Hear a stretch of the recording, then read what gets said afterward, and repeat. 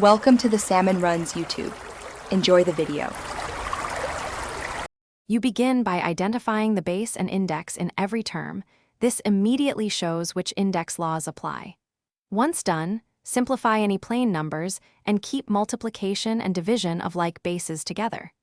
Convert roots to fractional indices, so square root becomes index 1/2, because that lets you use the same rules. Make sure to mark equal bases and collect them. This prepares you to apply index rules cleanly and prevents mistakes later when combining terms. You now apply the core index laws to combine and simplify terms, add indices when multiplying like bases, and subtract when dividing. Once done, use the power rule to flatten nested indices by multiplying them and convert roots or reciprocals using fractional or negative indices respectively.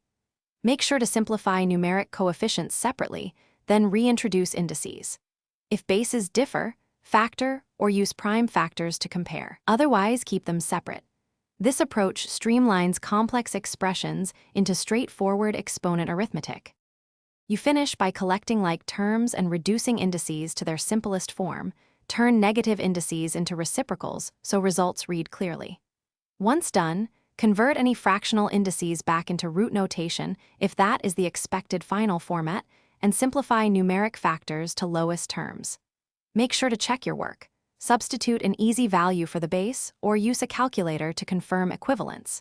If things go wrong, retrace which index law you applied first.